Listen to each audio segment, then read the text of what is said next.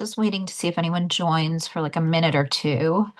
I had a total like Zoom, I don't know. I didn't have a meltdown, but Zoom decided to like reorganize itself. They've been doing stuff that changes how it looks for the last I don't know, a couple times since this year started, I think. And everything has been fine. But then today, when I logged in, and I always log in early, I could not find uh, I could not find how to see recurring meetings, which is what this is. Like the login information for this meeting is always the same. So you could always get to this meeting every single time it comes. You don't have to get like a new Zoom invite.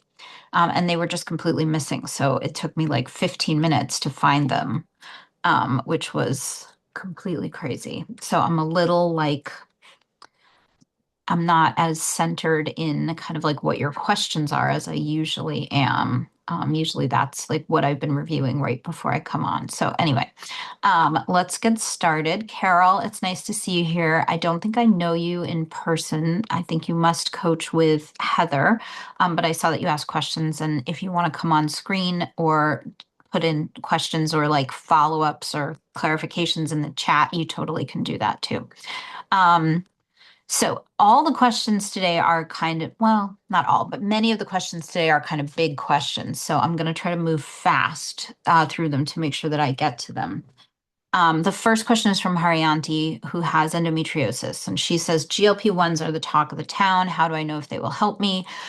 What do I observe in my body to see that a GLP-1 may help with endometriosis? So GLP-1s are drugs that are originally designed for diabetes, and then they have had a lot of help in weight loss. And they've been like talk of the town, like super popular probably since maybe like 2021, 2022, but they have been around longer than that, just not in as large of a population. And now we are seeing them in a larger population, and they are proving to be very effective for a lot of things. So, like cardiologists are excited about them because they seem to improve cardiac health irrespective of weight, meaning it's not just about the person losing weight that makes their cardiac health better.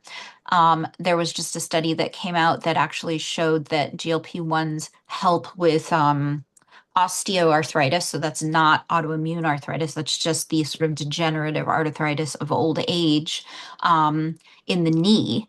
And again, that those findings were not related to weight loss. So whether the person lost any weight or not, they still improved in terms of whatever is going on in their knees that makes them hurt.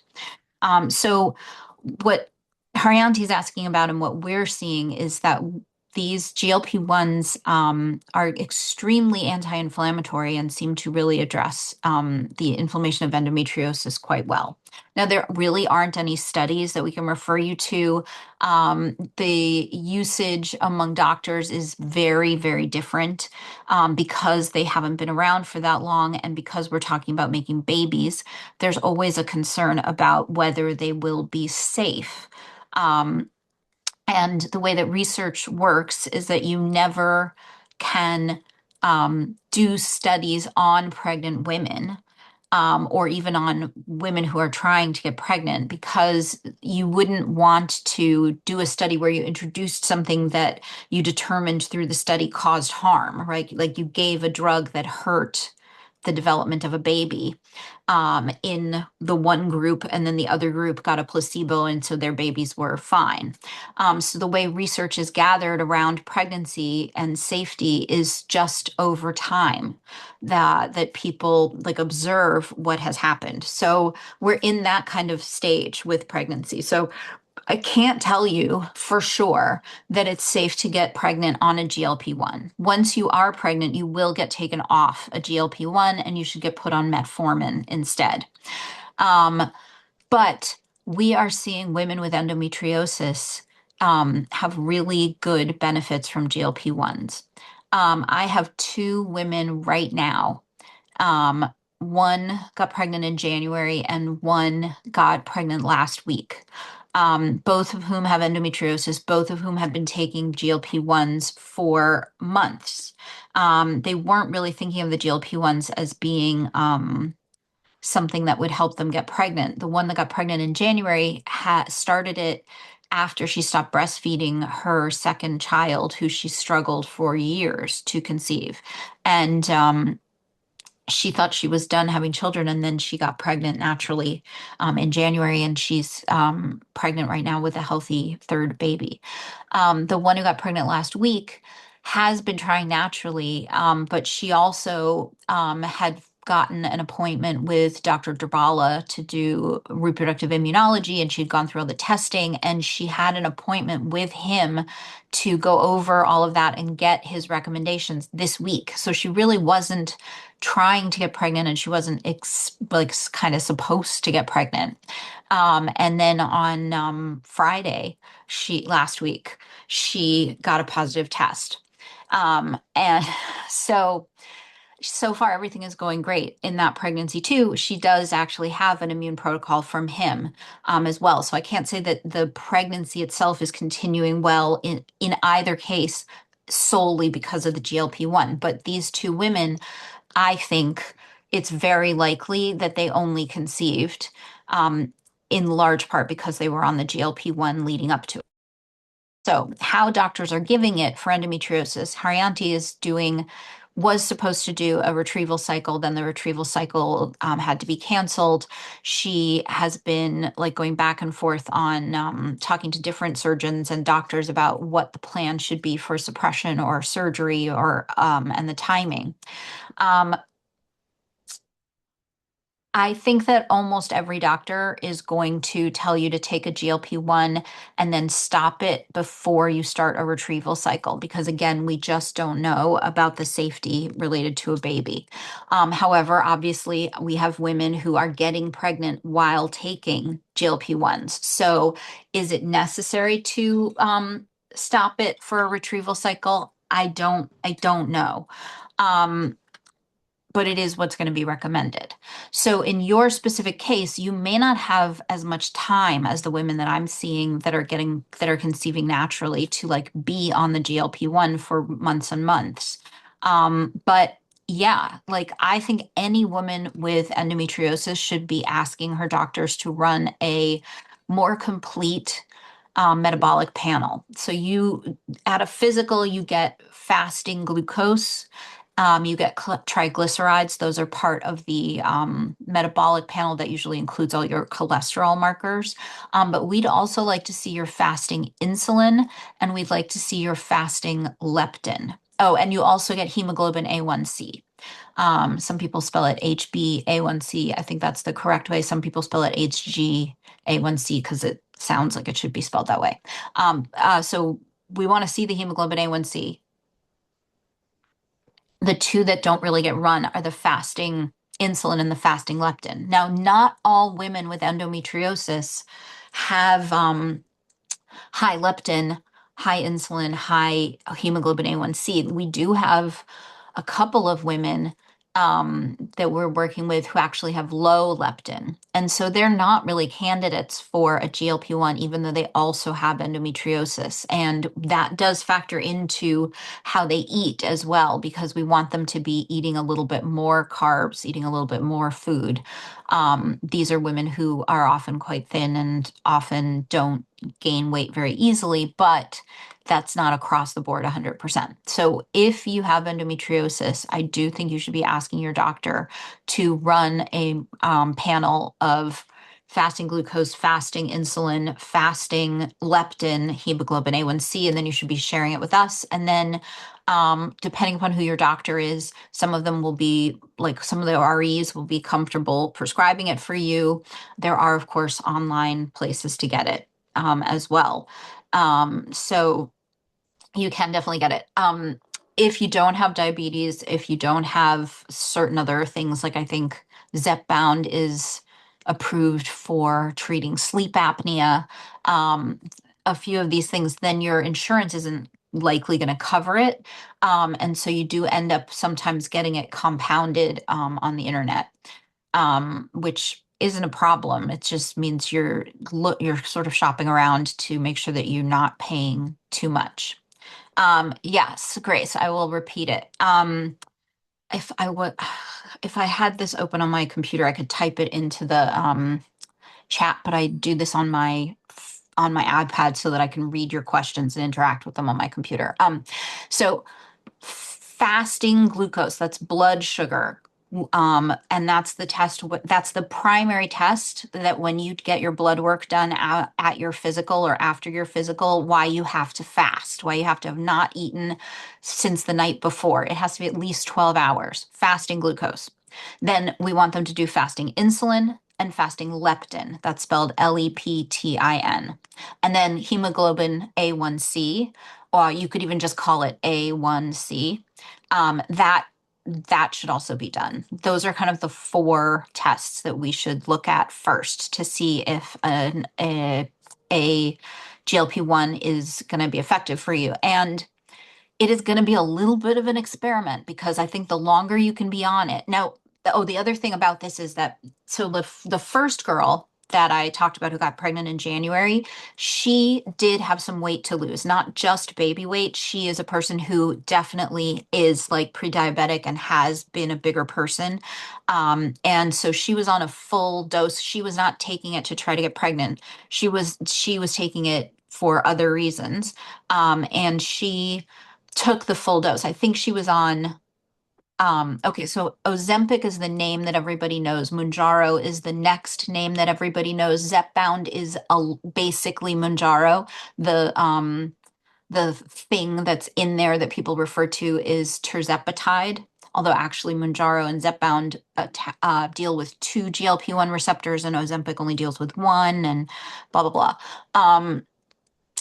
But she was on a higher dose because when you take these for diabetes or weight loss or other things, you start with a low dose and then you slowly increase over a period of weeks. So she had increased to a slightly higher maintenance dose. However, women with endometriosis sometimes, especially when they are thinner, when they don't have weight to lose, because these drugs do make you they change how you eat. I have a very fit, very thin woman that I see for acupuncture who is taking the lowest dose of Ozempic, and she's just going to stay there. It's like the equivalent of microdosing. She's not going to be increasing the dose, but she and I talk every time I see her every week for acupuncture about how to manage how her eating has changed. So especially if you don't have weight to lose, you are going to be doing microdosing. And so this is a little experimental. Like I'm not worried about it. I'm very optimistic, very comfortable so far with these drugs, but I do think you have to recognize that like you are doing something off label and nobody knows exactly what the right dose is going to be for each individual person and how long you need to be on it. So Haryanti, I haven't talked to you about it because we have been talking specifically about like, well, now by email, we're talking about surgery and other things, but it all had been kind of like wrapped up in your plans for the retrieval and everything, which was like pretty hectic. And then also the timing has been just a little bit off because I have really been seeing enough of this just in the last, like, it's been happening over the last 6 months, even though I would say it was happening for a year before that. But there's just been like increasing numbers of people, increasing information for me and for Amy to kind of like put together. And even just since January, I feel like I feel much more confident about talking about this stuff. Yeah, like, oh, if you are Vidali's patient, he will recommend that you go on a GLP-1 almost certainly. He is one of the top people that is like pushing this further, this application of this medication further. He is really, really enthusiastic about it. And yes, I think even if the endometriosis is mild, we're worried about always with endo, we're worried about the inflammation of endo and the impact that it has on getting and staying pregnant. And what this this drug addresses is inflammation. It doesn't treat endometriosis. I hope that makes sense. I'm just making sure everybody is in. Okay, so next question. Lauren, who is pregnant, which we're very excited about.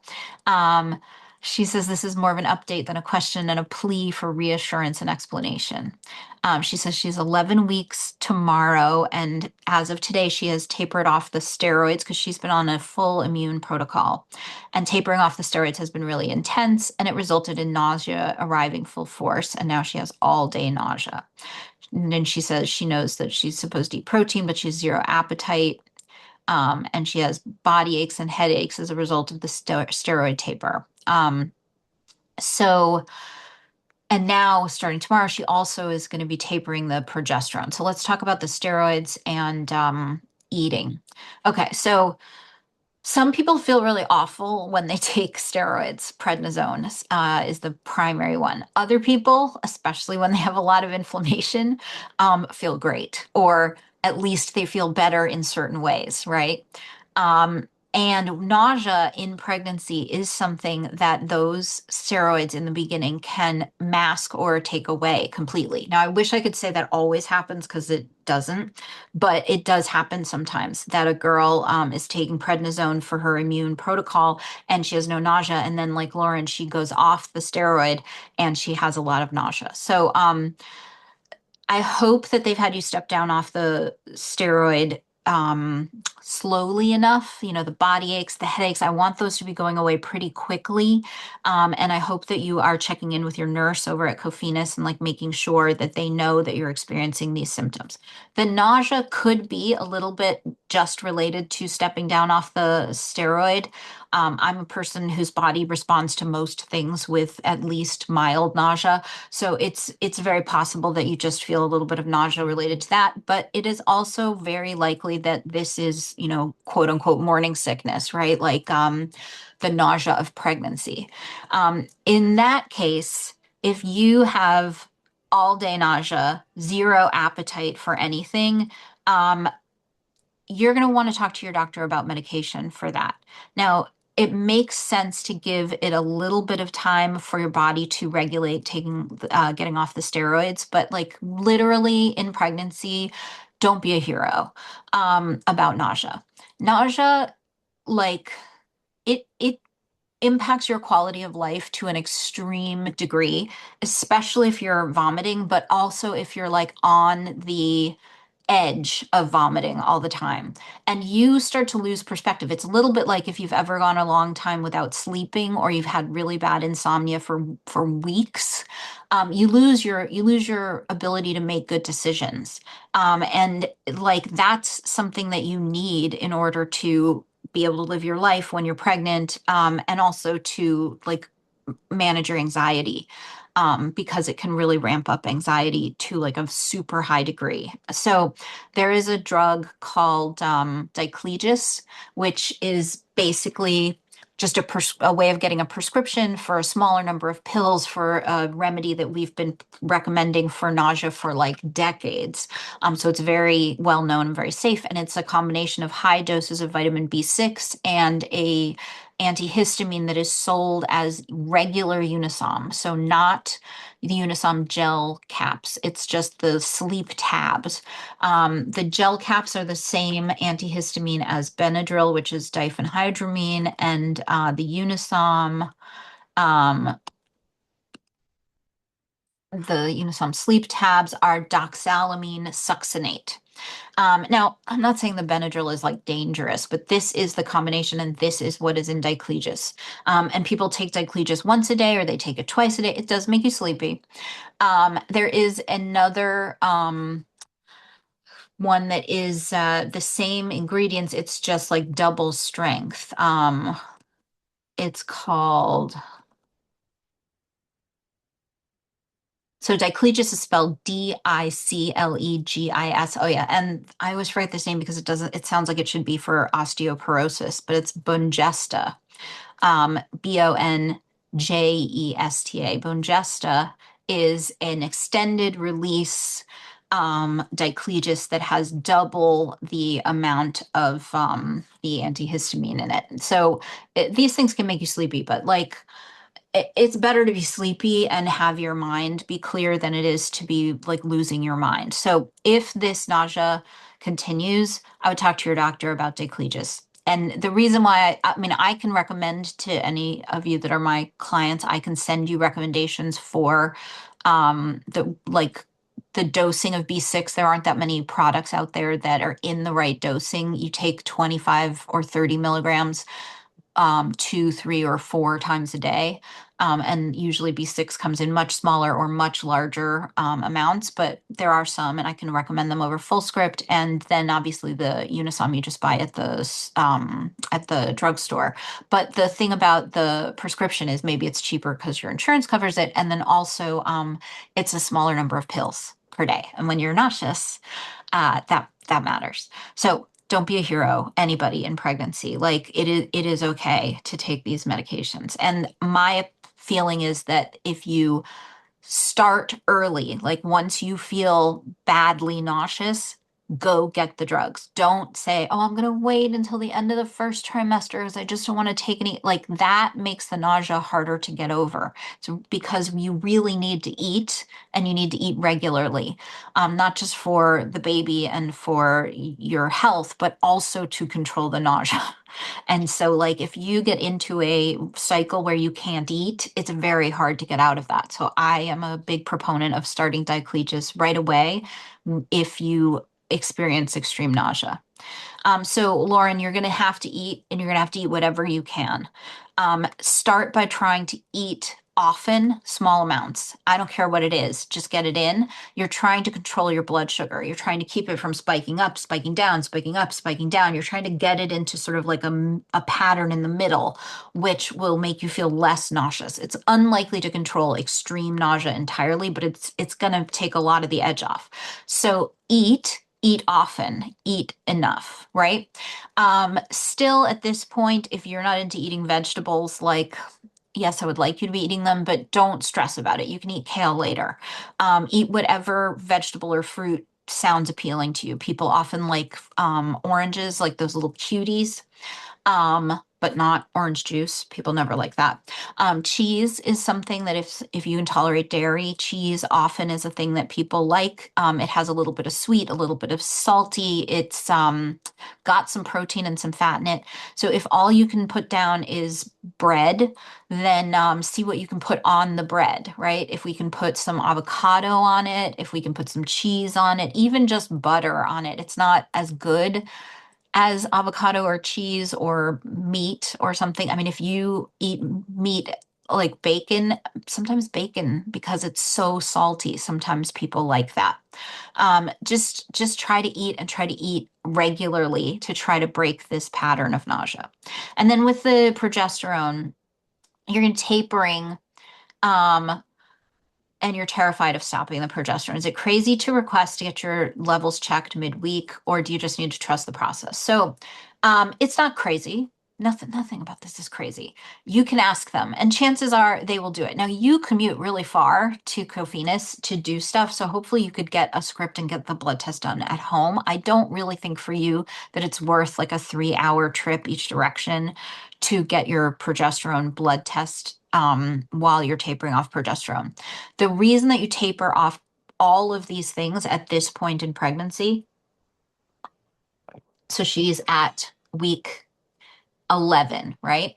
The reason why she's tapering off all of these medications is that the placenta is fully formed for the purpose of being a barrier for the immune system and producing hormones to support pregnancy. It changes throughout the whole pregnancy, so it's hard to call it like fully formed. But for those two purposes, it has grown to be the structure that it is, and it is functioning as that structure. And so it is a boundary, it is a barrier between your immune system and the baby. The baby is now protected by the placenta, which is why you don't need to continue something like a steroid, which has been stopping your immune system from fighting the pregnancy. It also is a huge hormone producing organ, temporary, but for the life of the pregnancy. And I have never seen a placenta that doesn't produce sufficient progesterone. It doesn't mean that they don't still give progesterone for other reasons later in pregnancy. That definitely does happen, but like you should be pretty comfortable with tapering off the progesterone and oil. But you don't feel good from tapering off of the steroids. So you could also use that as, not an excuse, but as a reason to tell them that you would like to stabilize how you're feeling related to the steroids before you start tapering off the progesterone. You could easily wait another week or so before you did it. It's really not a problem. So yes, you can ask for the test. You're not crazy. Yes, you can ask to delay the tapering off the progesterone. It should be totally fine. I'm not saying these things because I think it's going to be a problem, but we have to make sure that you feel okay, and you're going through a lot right now. So that would be my recommendation, and keep me posted. Grace says, she have a couple questions. Grace, and you're here too, which is great. So you can, I know there's something in the chat. Let's see. Grace says, wishing you all the best, Lauren. We are rooting for you. All good energy to you. Um, and then she says something about prednisone. I will be honest with you, one of the doctors at RFC wasn't keen on prednisone, but was okay with Pepcid and Prilosec. Do you have other data I can look over? Because I really want to take it, but he wasn't on board, and was talking about how, yes, steroids are not entirely risk-free in pregnancy. They are, however, used frequently when needed. So let's talk about this because Grace is going in for her first transfer, and this is all kind of like connected to it. So the I wish I could see the chat and you guys and the list of people trying to get in all at the same time, but on my screen, it only lets me see 2 of 3. Okay, Grace says, I'm going in for my first ever transfer this month. Yay! Today is day 1. I will be transferring a day 3 embryo. I will be doing a natural transfer with an immune protocol, and I'm doing the CPP. So that must be like an online acronym for what we call the antihistamine protocol, which is Claritin or some other antihistamine. It could be the one that I often use for people who have skin issues is the one that starts with an L, la la la la. Alternatives to Claritin. I don't know why I'm like Zyrtec. Oh, it doesn't start with an L, it starts with a Z. Zyrtec is a little bit better for like skin issues. So people who have hives, people who have eczema, people who have skin stuff. I sometimes put them on Zyrtec instead of on Claritin, but either way, this antihistamine protocol has 4 components. It has an antihistamine like Claritin or Zyrtec. It has another antihistamine, which is Pepcid AC. So even though that's for acid reflux, and it is an antihistamine that works in the gut. And then it is low dose aspirin or baby aspirin. And the thing that is sometimes in, sometimes out is prednisone, a steroid.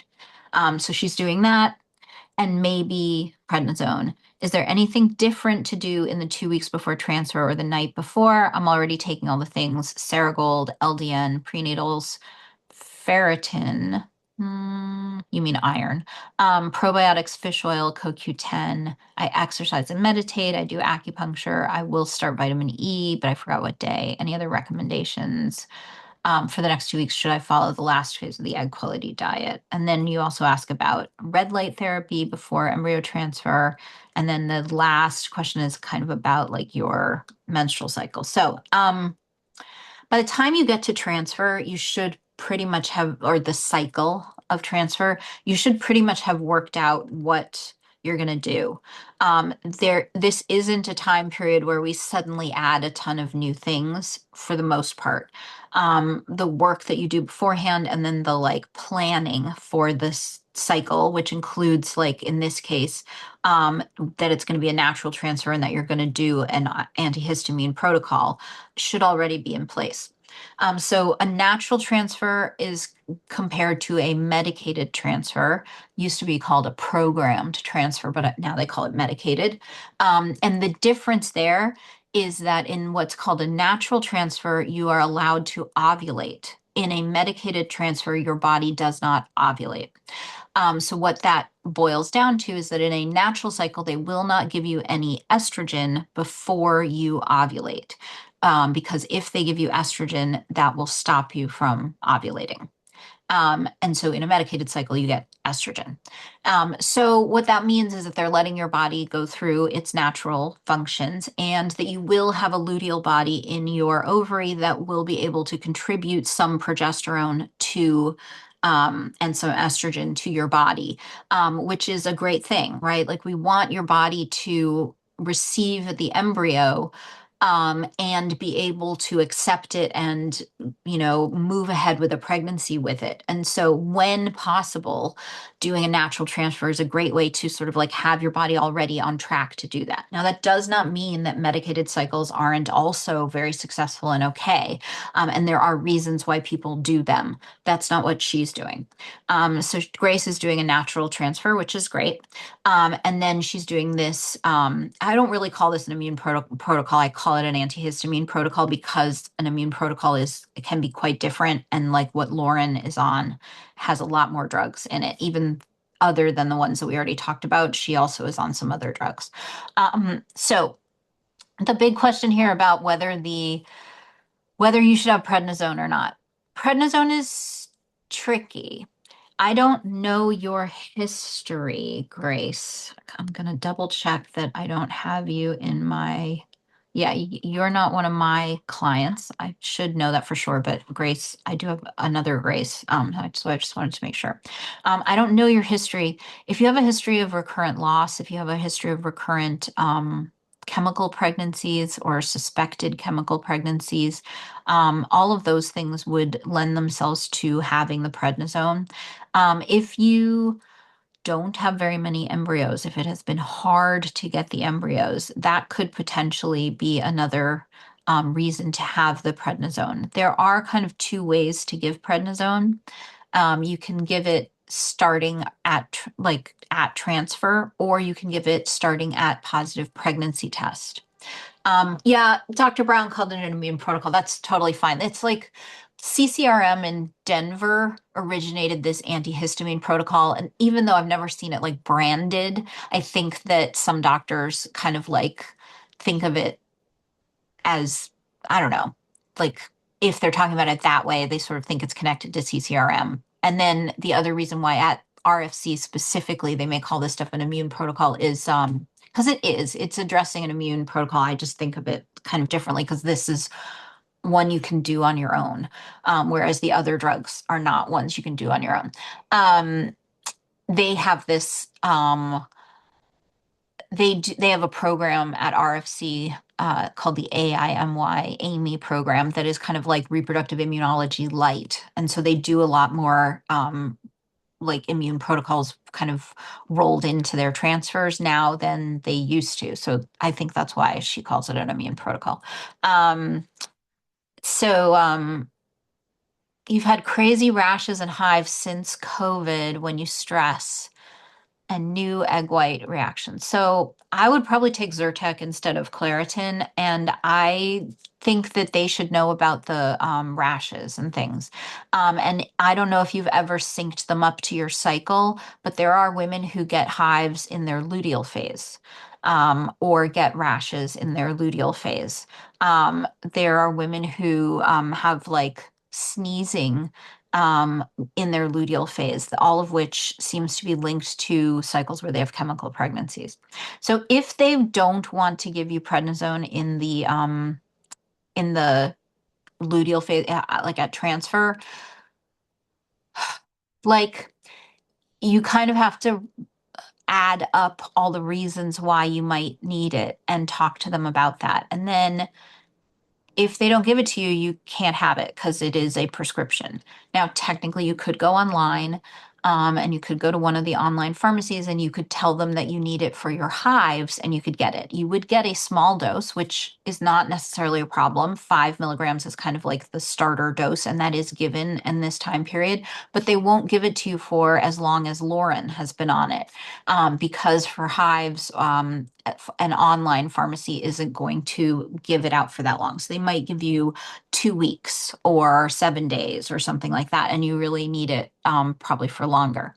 So if they really don't want to give it to you, because there are some potential risks, even though we do see lots of women taking it, you could talk to them about reevaluating at the time of positive pregnancy test. When you are on a prednisone from transfer, it's very common, like pretty much the norm, that whatever dose you're starting on, which is usually 5 or 10, although a few people get put on higher doses, that it goes up at the positive pregnancy test. So it goes from 5 to 10, or it goes from 10 to 20 at the positive pregnancy test.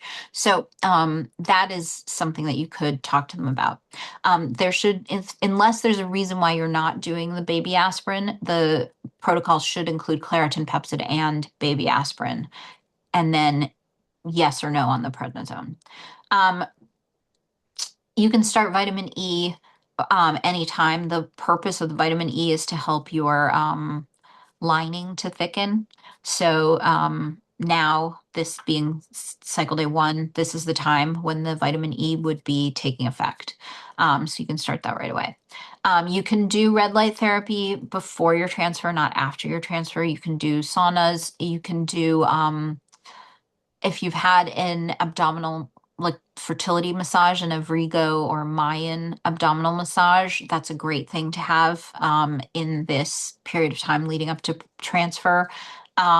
You can have acupuncture. The ideal way to time acupuncture, which doesn't always work out, but ideal, is to do a pre and a post transfer treatment in addition to whatever regular acupuncture you're doing.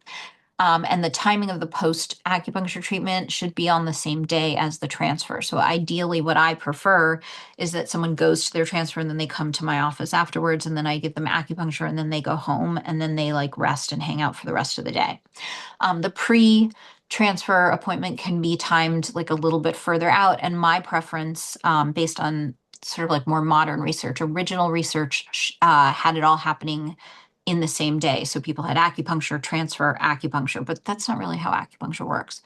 A lot of studies copied what the first study did. And so there were a lot of studies that were based in this way that were showing that acupuncture improves the rate of pregnancy. But then there have been some other studies since then that are more based in how acupuncture actually works.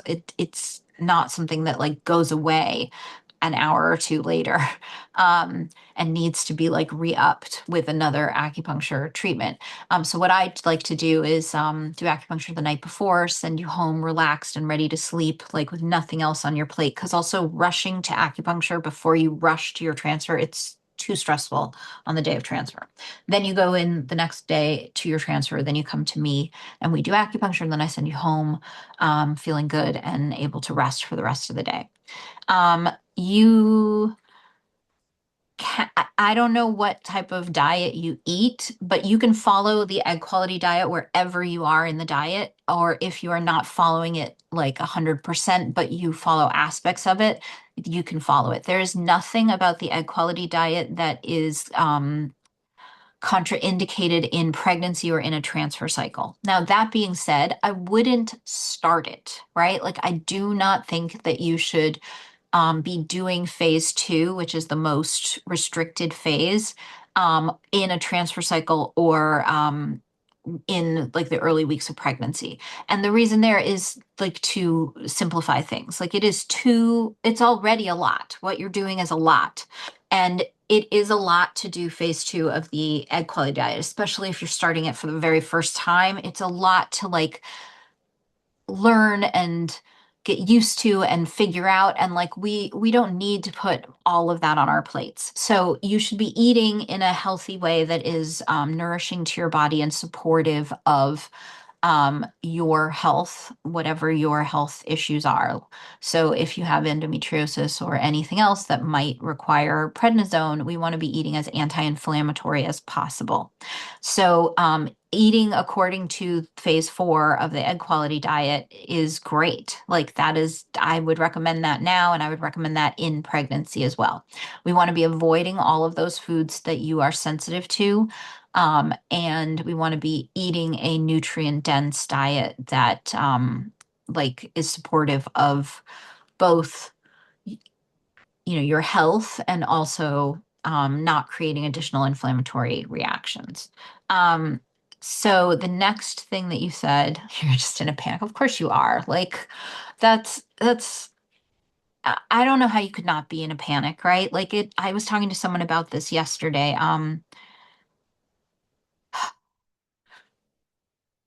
There's a lot that fills your mind when you are in the phases of IVF that don't include transfer, right? While you are in between cycles, when you are in retrieval cycles, when you are banking embryos, when you are thinking about testing and you're thinking about whether they make it to blast or whether you freeze at day 3 and how many there are and how many they've fertilized and, all of these things, it fills your head and it feels like it's incredibly stressful and worrisome and like it's enough, right? But actually, once you then transition to transfer, you discover that there was an element of that that was a little relaxing, even though you didn't realize it. And that was the fact that you weren't worried about a test. You weren't worried about a positive test. So, like, give yourself a lot of grace here, Grace. This is it's necessary, but it's hard, right? Like now it feels like you're taking your final exam and whether you're going to get your degree and like pass on to the next phase of your life all hinges on what you do right now. But everything you've done up until this point has been about preparing you for this point. So there isn't anything like to cram, really. There isn't anything new and different that you suddenly need to do. Um, and it is stressful in a different way. And what I always say is that with pregnancy, with fertility, there is no way around. There is only through. If there was a way around some of this stuff, like, I would share it with you. I would sell it. I'd be super rich. Like it would be amazing, right? It just doesn't exist. We can't skip over the hard parts. We have to move through them and find a way through them that doesn't destroy us. So it's totally fine that you're stressed. Don't worry about it. Like try to do things to manage your stress and to make things easier on yourself that don't include like destructive stuff like just eating garbage or something like that. Joyce's last question is about her lining. So she says, how much does the quality of the period in the cycle before the transfer reflect the uterine readiness? For example, I had an IUI in January. In February, I mostly had spotting. But this month, she means March, it's red, but still lighter and thinner than her usual flow, which hasn't happened to her before. Does that kind of change impact implantation, or is the lining essentially a fresh start every cycle? Is there anything you would adjust or look at before transfer in a case like this? I don't want to keep stalling, but I do want to be smart about whether or not to move forward with the embryo transfer. I'm 43, so timing matters to me. I want to make sure I'm not overlooking anything important. Yeah. So it's not quite black and white, but yes, every month you have a new uterine lining, a new endometrial lining. And so the one from a previous month is no longer there. It has been shed and it has either been bled out or some of it may have also just been reabsorbed. We do have the ability to do that to just kind of like break down and make things disappear inside of ourselves. So not literally all of it always comes out, but the vast majority of it does.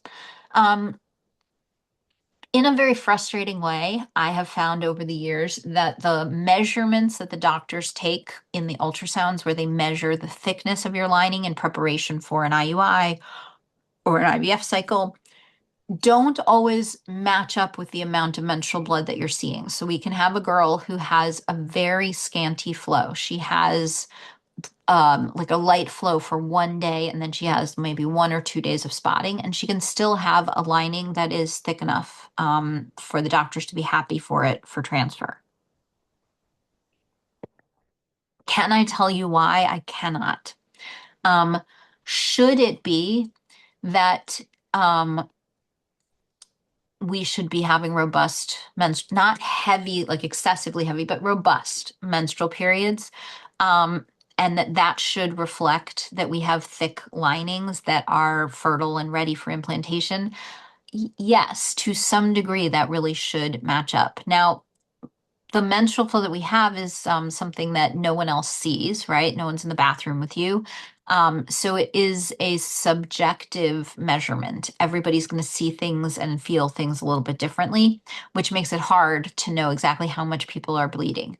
The method that you use for managing it also matters, right? Like if it's in a tampon or if it's in a pad or if it's in a period panty, it's hard to measure. The method that is probably the easiest to measure is something like a Diva cup because you can measure what goes into the cup. But often it spills when you're pulling it out. It has also congealed in there, so it can get like a little bit smaller. Um, it's hard to measure. And then there's quite a bit of blood that falls into the toilet, especially on like the heaviest day, or that gets all over your toilet paper or your hands, right? And also that gets washed away in the shower. So we don't get a really good full, complete measurement, but we have a sense of whether we're having robust periods or not. So I don't know why your periods are less robust in these last couple of months. In the IUI, you probably had a trigger shot, and you may or may not have had like letrozole or Clomid or Gonal-f or Menopur or something. Um, and those things can change how your period comes, and it can change it for 2 cycles. Like you can have the impact of whatever medications in the IUI cycle itself, and then your body can take a cycle to adjust to having had those things and then not having those things in the next cycle. So I would say that the fact that you have more flow now and it's red, and it's not just spotting, like that's good. That says that your body is going back to its normal way of doing things. So I would be watching them, tracking the thickness of the lining in the transfer cycle. If the lining doesn't get thick enough, then you can cancel. Not that I want you to, but you can. The measurement they're hoping for at like before they give you a trigger shot before you start progesterone is about 7 millimeters. Sometimes they will transfer with a thinner lining if the girl has a history of thinner linings, but 7 is really what they're looking for, and it can be thicker. It can be like an 11 or something like that. That's okay. It's not going to get much thicker than that. And if it did get really, really, really thick, that would also be a problem. So I would be watching it. Now you're at RFC, so they can do, obviously you have to pay for all this stuff. They can do like a wash of PRP through the uterus to try to promote the lining growing. So they just kind of like shoot some liquid PRP up into the uterus and it's kind of loose. They also can do these injections. Not a lot of places do uterine PRP. Most places don't do the uterine wall PRP injections. That's a little bit more of a procedure, but they go and they inject the PRP into the walls of the uterus. And that has a longer shelf life, like a longer effectiveness period. And all of these things are to help the lining to grow. They can also, you know, the fact that they have you doing a natural cycle makes me think that they think that your lining is going to grow thick enough on its own and that it doesn't need any of this stuff.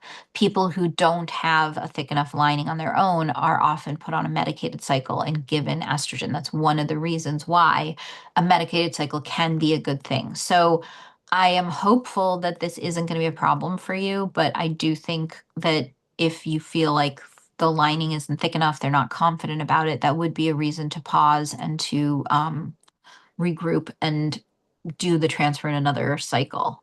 But if you coach with Heather, what I usually have people do is just keep me updated by email. And obviously, if you haven't had a coaching session in a while, you can have a coaching session. But like during a transfer, when you get a positive pregnancy test, these are times when I do like keep in touch with people in short emails more regularly.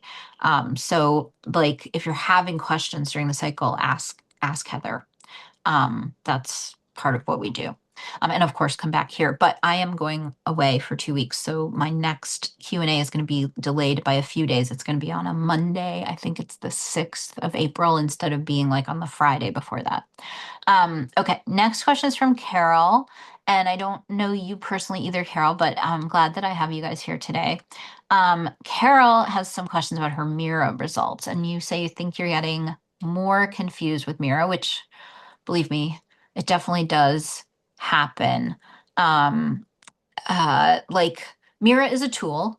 It's a great tool. It is just a tool. So we have to take everything with a grain of salt and we have to recognize that it needs to be put in context. And especially if it's the very first month that you're doing it, you kind of have to like do your best to emotionally disengage from what you're seeing on Mira and like treat it as an experiment where you are learning things, but you may not know exactly what you're learning while you're seeing it. And then once you do like a second cycle, if you don't get pregnant, because of course we'd rather that you just get pregnant. But once you do a second cycle, then you have a little bit more data to like put together. Also, after you have done one complete cycle of tracking on Mira, you can export a report. And so you can share that report with one of your coaches. We can do a session where we break it down and like go over it for you, but it's also more helpful. It's much more helpful for me to see the report because all the information is just in one place. What you provided is great. We'll go through it. But I also think that if I walk you guys through it, that I think the report is more helpful for you guys also for kind of like putting the information in context. So let's see what's going on here. So you started tracking or you started giving me information on day 11. So your LH was low, your estrogen was like lowish. By 12, the estrogen was rising, the LH was staying the same. 13, the estrogen was basically the same. On 12, it was 105.4. On 13, it was 99.1. Then on day 14, the estrogen had gone up quite a bit, 252.7, and the LH had gone up a squidge, right? It was 4.8. The next day, day 15, the LH had definitely gone up a lot to 14.1. The estrogen was like down again at like a 72.7. The day 16, LH was down again to like a 4. Estrogen was up around a 150. Progesterone was starting to be tracked and it's pretty low. Day 17 was the day that she saw egg white cervical mucus. But the numbers there don't really like tell us that she's ovulating. And then her progesterone went up to a 12.6 by day 21. So if we had the spike in LH to 14 on day 15, 16, 17, 18, 19, 20, 21, 6 days later, you had a you had a 12.6, and that was followed by a 6.9, an 8.3, and 9.6. And then Mira sent her a message that said, it looks like ovulation was predicted 10 days ago, but it wasn't detected this month. It's normal. Take the next step. So 10 days ago, right? This is cycle day 24. It's referring back to that cycle day 15, where the LH was 14. And the reason that it's saying that ovulation was predicted 10 days ago, but it wasn't detected this month, is because you did have an LH surge that was high enough to meet their threshold. I believe their threshold is 12. It wasn't super high. It could be like a 20 or a 30. But it was high compared to all your other LHs, and it was above the threshold. And your estrogen had spiked the day before at that 252, and that is what we expect it to be. We expect it to go up to its highest point, estrogen, right before your LH surge. And then so Mira confirms ovulation with progesterone rise. And what it's saying is that the progesterone rise to 12.6 happened too many days after for it to, for its computer to want to use that number to confirm ovulation. Um, so you say that on the day that you had the higher LH, you had sore breast, constipation, high sex drive, things like that. Um, so, um, My suspicion is that you did ovulate. My suspicion, without knowing anything else about you, is that you may not make enough progesterone. Um, you don't seem to be making up fast enough. Now, one of the things that I said we take this with like a grain of salt, right? We have to put it all in context. Unlike blood tests, which are snapshots of a moment in time, you draw the blood, you measure how much of some hormone is in it, and you are like, click, at that moment in time, this is how much of this hormone was present in this person's blood. This is a urine test. So that means that this is measuring the metabolites, the things that the hormones are broken down into so that they can be excreted from the body. They can be taken out with the trash. And everybody's body is a little bit different in like how effectively they do that, how fast they do that. And so there will be like less accuracy, even though it's a good guide, because it's not a literal snapshot in time. We don't know exactly how far ahead of the P these hormones were spiking. Was it 6 hours ago? Was it 12 hours ago? We don't really know. And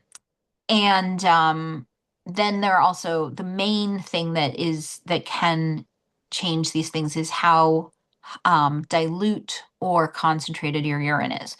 So if you're a person who overhydrates, you drink tons and tons of water, you pee all the time, copious amounts of like very clear urine, you may have more dilute urine when you are taking these tests, which will bring the numbers down. Because the amount of the hormone metabolites in the amount of pee is just going to be less. It's like the bag is more full of air and has fewer things in it, right? It could still be full, but it doesn't have whatever you're, wanting it to have in it. The flip side can also be true, although it's probably not true in this case, where if you are a person who doesn't drink enough water, or if there's a day when you're particularly dehydrated, or you do a lot of exercising and sweating, even though you are restoring fluids and taking, drinking electrolytes and everything, your kidneys, your brain and your kidneys will still respond to the fact that you sweated a lot by choosing to hold on to water until they are confident that the amount of water and electrolytes and everything that you are restoring are going to restore all the balances and that they're not going to need water. Your kidneys don't know if you're in the middle of the Sahara or if you're like at home in the air conditioning. They don't take that into consideration. So your pee could be more concentrated, and then you could have higher levels on Mira. But from this, my guess is that you did ovulate, and that the day that your LH spiked, cycle day 15, was the day that you ovulated, probably. And it's okay that you saw the cervical mucus then like 2 days later. It's not always lined up. Sometimes people see it a little before, sometimes you see it a little bit afterwards. Sometimes that's about it's more linked to estrogen than it is to LH. But also like it has to actually like come out for you to see it. Like unless you are sticking a hand up there and trying to grab at it to see if it's there, it does have to like have gravity pull it out. So I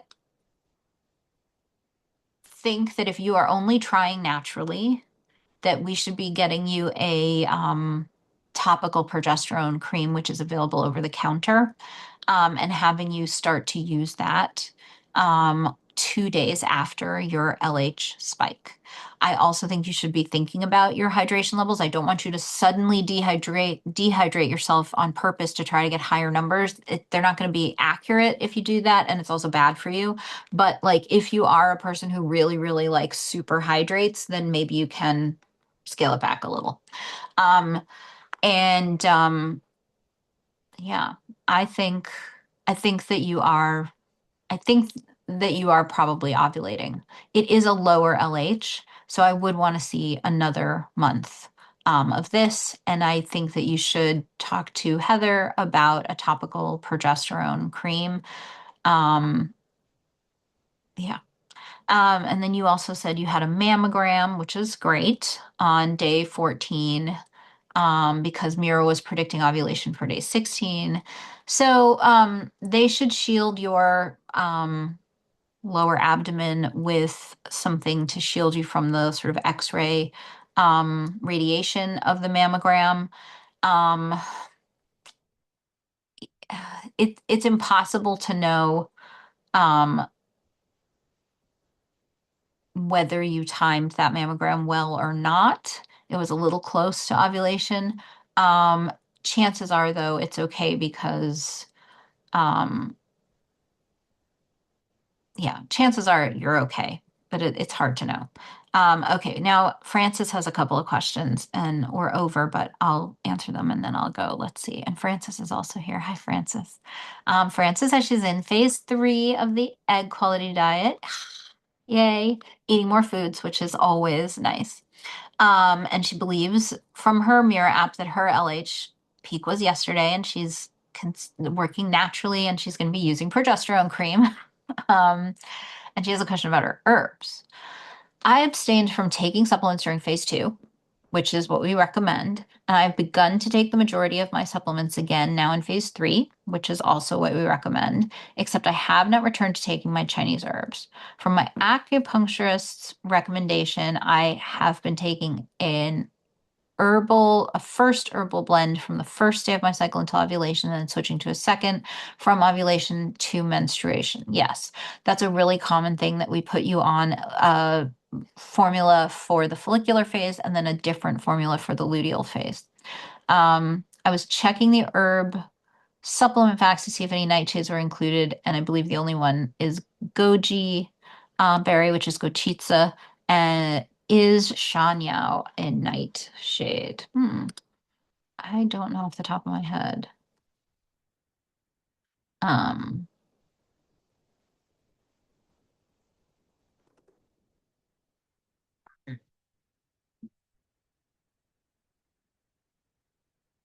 nope, it is not a nightshade. It is a yam. So it's more like a sweet potato. And it is not. So gochitsa is a really common nightshade that many people may be taking because it is a Chinese herb that builds blood, and goji berries go in and out of like being super popular. And a couple months ago, I was seeing them like all over TikTok, people talking about them. So let's see. You're asking about, I think oh, let's see, there's more question at the after the list of herbs. Are these formulations okay to take during phase 3, knowing that I consume goji berry? Would it be better to take the formulations with the goji berry removed? My acupuncturist can order them without the goji berry. So, Shu Di Shan Zhu Shan Yao Gochitsa Tusitsa Shu Duan Duzhang Guiban Dangui Churshao Chuanchang Shangfu Zhizifuzi and Baishao, and then Shudi Shanziyu, Shanyo Gochitsa Tusitsa, Shuduan Duzhang, Shangchishan, Ejao, Sharon, and Foods. Foosh. So it looks like she writes these formulas for you custom. that they're not packaged um, herbal formulas. In which case it should be quite easy for her to take out the gochitsa. And you could just have her order you another bottle of each one of the formulas without the gochitsa in it. And then you could save these and you could start taking these later as part of phase 4, introducing gochitsa. Now, the amount of goji berry in a formula with this number of herbs is going to be fairly small. And it is much more likely that you're not going to have a reaction to it, that it is going to be okay. But everyone is different. And so it like my preference would be that you reintroduce some other nightshades, even though you can react to one nightshade and not another, but um use like introduce a couple of nightshades and make sure that you are mostly okay with them, that you're not showing like big reactions to all nightshades, and then reintroduce the formulas with the gochitsa in it. If your acupuncturist cannot order them without the gochitsa, if they are packaged formulas, um, or if it's going to cost like a crazy amount of money, because every once in a while, like you do something with herbs and you've taken it sort of like out of the cheaper, and then they're already expensive, but like the more cost effective way of formulating them, and you've put them into a more customized way of formulating them, and then the price can like really go up. I would say that probably you could start these now. Um, Yeah, she can order it customized. So that's what I would do. I would ask her for another bottle of each with just without the gochitsa. I would take that and then I would plan to like strategically reintroduce a couple of nightshades um, earlier on in phase 4 and just see if you're having any reactions, and then go like start taking these. Um, Let's see. And then your other question says, can you please share recommendations for eating out, packing meals while traveling while on the egg quality diet? Because you're going to be traveling. Um, there will be some days where you need to have snacks and lunch with you for a hike or a rally. And then you're going to be staying with family and going to family events and restaurants and staying in an Airbnb, etc. Okay. I just saw though that Grace had one other thing that she Oh no, it wasn't Grace. It was Carol who posted a little question in the chat. I'm just going to go to that and make sure that I covered everything for her, and then I'll come back to this. So Carol said in the chat, that's what I think about ovulation too. This is about me saying that she ovulated around that spike on day 15. Good to know about the topical progesterone. Yes, I'm usually well hydrated. We'll ask her about progesterone. Thank you. Okay, good. Yeah. Like nobody's saying don't be hydrated. It's just that sometimes we can be overzealous with hydration, right? And like for the most part, you just end up peeing more. So it's not that big of a deal. But when you're using your urine to measure things, sometimes it can be working a little against you. But you can ovulate with a level of like 14, 15 on Mira for your LH. You can, even though it's towards the bottom of their like threshold, and you certainly could have a higher number. That's not too low. Like that qualifies as ovulation, and that's actually why they sent you that message. Okay. So if it had been super, super low, they would have sent you a different message, or they would have just kept telling you to keep testing because they didn't think that they could predict ovulation at any point. But they thought the computer thought it was predicting ovulation there, and then the problem was the progesterone didn't confirm it.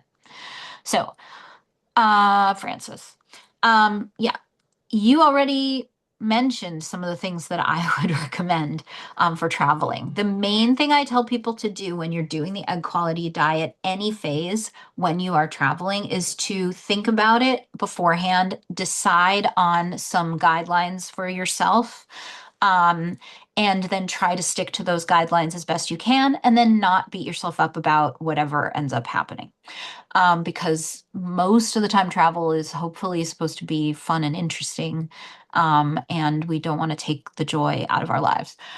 So things like rules that I would come up with things that, boundaries or guidelines that I would come up with would be um, like I can't control that everybody's going to only feed me grass-fed and pastured animal proteins, and I can't always control what restaurants we eat in, but I am going to eat a predominantly like protein and vegetable and like fruit-based diet, and I am going to stay gluten-free. I'm going to stay dairy-free. I'm going to stay off of all the foods that I know already I am sensitive to. I am going to intentionally make sure that I eat a breakfast that includes protein. I may not be able to get vegetables in because, I may not have a kitchen where I can cook vegetables and they're not as easily available in the morning, but eggs are certainly available in the morning. If you have a sensitivity to seed oils, you already know, then you do have to be careful about like how people are cooking things, and maybe you're trending more towards like boiled eggs than you are towards fried eggs or other things. But there are a lot of places where you can ask them to cook an egg in butter, especially like in a restaurant, in a hotel or something like that. So you can hopefully do that. You can use butter instead of ghee. It's pretty close. It has the milk solids in it, but it is an animal fat. Then you can pack stuff to take with you for snacks. So you can pack some bars, you can pack some meat sticks, you can pack some fruit like cuties that travel well. It all depends. Are we traveling by plane? Are we traveling by car? Like, there are limitations related to the way you're getting places. But when you stay in an Airbnb, you'll have a refrigerator. When you stay in a hotel, you can usually request a refrigerator if it's not already in the room, and most of the time it's already in the room. But you can confirm with the hotel ahead of time that there will be a refrigerator. Sometimes there will be a microwave or something like that, but I think the fridge is the top thing that you need.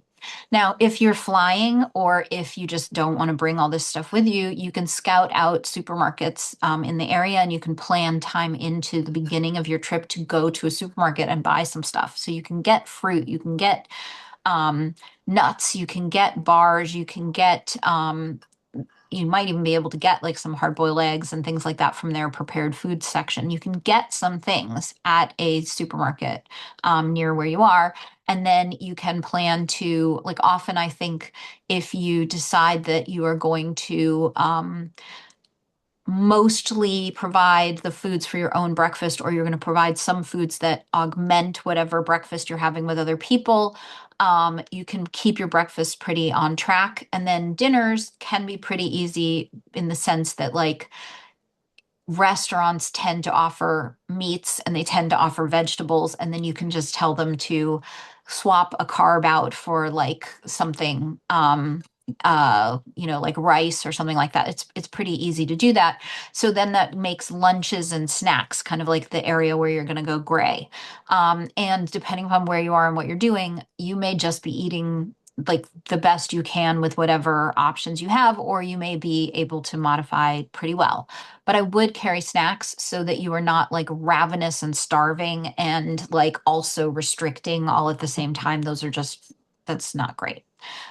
So that's kind of what I would do. And then, different people's family are different about how how they see you when you are modifying your diet. And you also may want to, or like if you're on a business trip, also, you may want to come up with a cover story. You can be as honest as you want to be, but you don't have to be honest. Like, it's entirely up to you. So you can have a cover story for whatever it is, and it can be whatever works for you. Like, you can talk about, a health issue, or you can say you were just on a medication, like an antibiotic, and you've been feeling kind of nauseous, or you can say that like you're, doing allergy testing with a doctor. Like, you can make up whatever you want. Or you can just decide that you're not going to answer questions because it's nobody's business how you're eating. And if they have anything to say, you're just going to nod and be like, yeah, this is what I want. Right.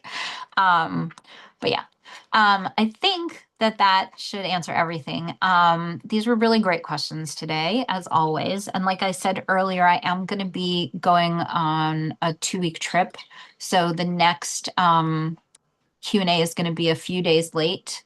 And I will not be able to answer emails while I'm away very much. If there's an urgent email, I will definitely answer it. But anything else is going to wait until I get home. And I will have like a 6-hour time difference, and I will not be on my computer, or I won't even bring my computer with me. So I also won't be seeing things like as frequently. Francis says, this is helping me figure out what I want to reintroduce first in phase 4. Yes, definitely. Dehydrated bone broth to drink with hot water. Sure. Like, it depends maybe on like the ingredients and the brand, but like, um, yeah, like you can use packets when you are traveling. Um, and you can also potentially buy bone broth in a supermarket near where you are, or you can potentially find like restaurants and things that have it too. But the dehydrated packets, um, that could definitely work. Those boxes of stock that are like the Swanson, if you go to like a regular supermarket, there's that aisle that has all the chicken stock, and it's always on sale right before Thanksgiving and Christmas and everything. All of that stock, even though you're buying it as a liquid in a box, started out as a dehydrated powder, and then it was shipped to some place near you where it was hydrated and put in that box.